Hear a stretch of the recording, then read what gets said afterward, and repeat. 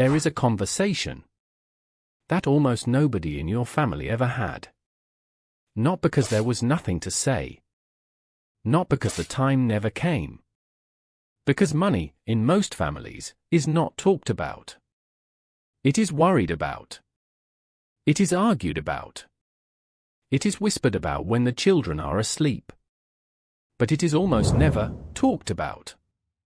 And that silence, that specific silence, is costing you. Right now. In ways you may not have connected yet. In 2015, researchers at Romo and Vangelisti published findings on family financial communication. What they found was striking. 39% of parents in the United States said they would rather talk to their children about drugs and alcohol than about money. 27% said they would feel more comfortable talking about sex and dating than about money. 11% said they would never reveal the family income to their children. Not because they did not love them. Because money, in those families, was a taboo. And according to research published in the National Financial Wellbeing Survey, using a nationally representative sample of 6,311 adults, parental financial socialization received in childhood directly shapes financial outcomes in adulthood. Not influences. Shapes. The silence your family kept about money is not behind you. It is inside you. This video is about breaking it. Not dramatically. Practically. With the conversations that actually matter. Let us start with why. Because if you do not understand why the conversation never happened, you will keep waiting for a moment that never arrives. The first reason. Shame. According to Atwood, couples would rather discuss infidelity than the management of their personal finances. Not because money is more private than a marriage. Because money is connected to shame in a way that almost nothing else is. Not having enough feels like failure. Having debt feels like weakness. Struggling feels like something you are not supposed to admit. So nobody admits it. And the silence grows. The second reason. The belief that money is not for children. Research by Romo found that parents do not disclose financial information to their children for two main reasons. First, financial issues should not be a child's concern. Second, money is a taboo subject. They did not want their children to worry. They did not want their children to feel shame. They did not want their children to judge them. The intention was protection. But what the research shows is that the silence did not protect the children. It left them unprepared. The third reason. Financial stress itself reduces communication.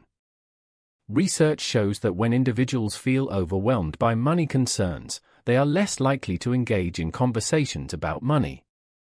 Precisely when those conversations are most needed. The worse the situation, the deeper the silence. And the deeper the silence, the worse the situation becomes. The fourth reason. It was never modeled. Your parents did not talk to you about money because their parents did not talk to them. And their parents did not talk to them because their parents did not talk to them. The silence is inherited. Just like the financial patterns we have been discussing across this series. Now let us be precise about what the silence costs. Because this is not abstract. This is measurable. Research published in the Center for Retirement Research found that avoiding financial conversations with children has a negative effect that can wreak havoc on them as they age. In extreme cases, silence leads some to hoard money as adults. And others to become careless spenders. The pattern was not random. It was installed by the silence. And it does not stop with children. According to Bankrate's 2025 survey, 40% of Americans in committed relationships have kept a financial secret from their partner. 23% have kept or are currently keeping secret debt. 17% have kept or are keeping a secret credit card. Not because they are dishonest people. Because they grew up in homes where money was not talked about. And so they do not have the tools to talk about it now. According to the Fidelity 2024 Couples and Money Study, more than 1 in 4 couples identify money as their greatest relationship challenge. And 27% say they are frustrated at their partner's money habits, but they let it go to keep the peace. That frustration does not disappear. It compounds. Just like the debt they are not discussing. Here is what this video is not going to do. It is not going to tell you that one conversation fixes everything. There are 3 money talks. Each one different. Each one necessary. The first talk. The talk with yourself. Before you can have an honest conversation about money with anyone else, you have to have one with yourself. This means 3 things. First, knowing your actual numbers. Not approximately. Not the number you tell yourself when you do not want to face the real one. The actual number. What comes in? What goes out? What you owe? What you own?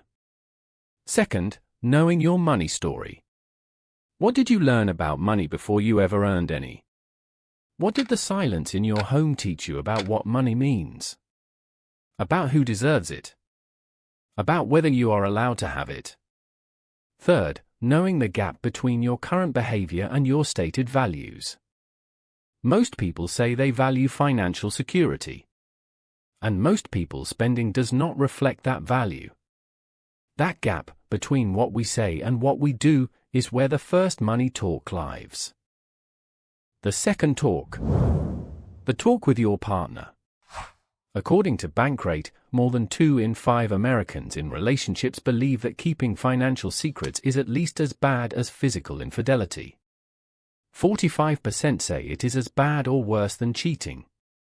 And yet, 1 in 10 do not know their partner's salary. Close to 1 in 5 are uncertain about each other's savings or where they spend most of their money. Money is the thing most couples argue about the most. And talk about the least. The research is clear on what changes this.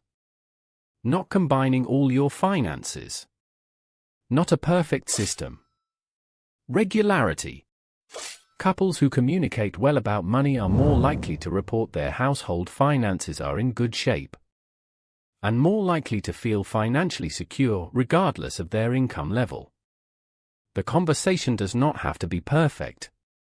It does not have to cover everything at once. It has to happen.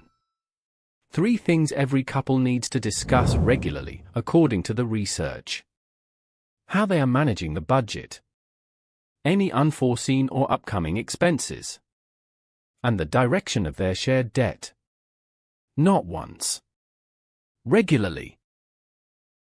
The third talk. The talk with your children. This is the most important one.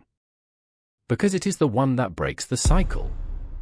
Research using a nationally representative sample of 6,311 adults found that parental financial socialization received in childhood directly shaped financial literacy, financial behavior, and financial well-being in adulthood. Not slightly influenced. Directly shaped. And research from Kansas State University found that parental financial warmth, not just information, but warmth during money conversations, was negatively associated with credit card debt in adulthood. The way you talk about money with your child affects the debt they carry 30 years later. You do not have to have all the answers. You do not have to have a perfect budget. You have to have the conversation. So how do you actually do this? Because knowing you need to have the conversation is not the same as knowing how to start it. With yourself. Start with a number. Not a plan. Not a goal. A number. Open the banking app. Look at the last 30 days.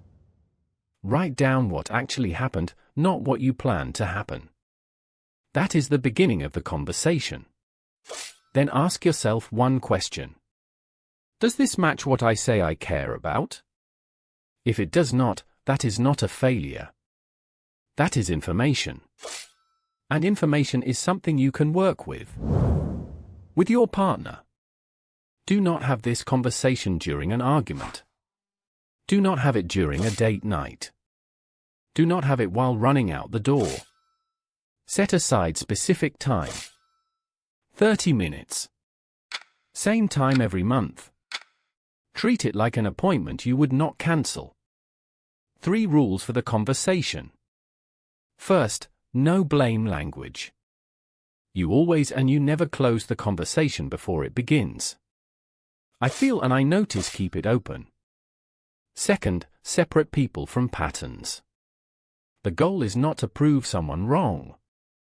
The goal is to understand the pattern together. Third, agree on one shared financial goal. Not 20 goals. 1.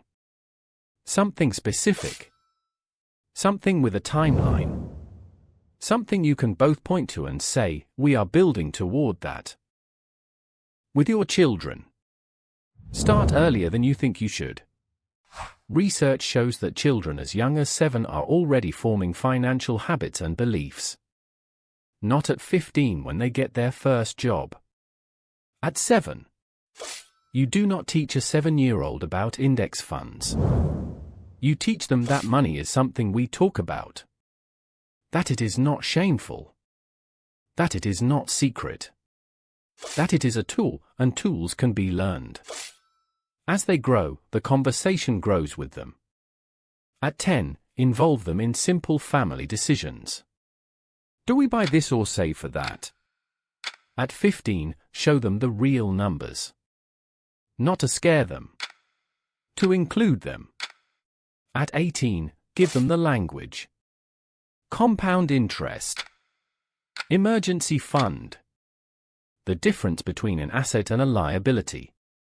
The words that nobody gave you. Here is what the research actually tells us about what changes outcomes. It is not the perfect financial plan. It is not the best investment strategy. It is not even the highest income. It is the conversation. Research confirmed that family is the most influential factor in determining the success of financial socialization of children. More than schools. More than financial education programs. More than anything else. And what that research found about how parents actually socialize children around money is that it happens in 3 ways. Through what you say deliberately. Through what you model without thinking. And through what you never say at all. All 3 are teaching something. The question is not whether you are teaching your children about money. The question is what. And the research is equally clear on what happens when the silence is broken. Children who had parents who talked openly about money were more likely to save for the future. More likely to be financially independent as adults. More likely to carry less debt. And more likely to have the confidence to make good financial decisions on their own. Not because their parents were rich. Because their parents talked to them. Let us come back to the kitchen table. The one where the silence lived. The one where the bill sat untouched. The one where the child in the doorway learned, without a single word being spoken, that money is something we do not talk about. That child is you. And somewhere, there is a table where you sit now. With your partner. With your children. With yourself. The silence ends where you decide it ends. Not perfectly. Not with all the answers. With one conversation. That is how generational wealth actually builds. Not just through the assets you accumulate. Through the conversations you are willing to have, that your parents were not. Across 6 videos now, we have followed the money. From the psychology of staying poor. To the emotional reason you cannot stop spending. To the black tax. To the racial wealth gap. To the financial trauma underneath all of it. And now, to the conversation that breaks the cycle. The map is getting clearer. In the next video, we are going to talk about the one financial decision that more people get wrong than any other. Not because they lack information. Not because they lack discipline. Because nobody ever explained the real cost of waiting. We are going to call it the compound effect. If this video helped you see something more clearly, share it with one person who needs to hear it. That is how this information travels. We will see you in the next one.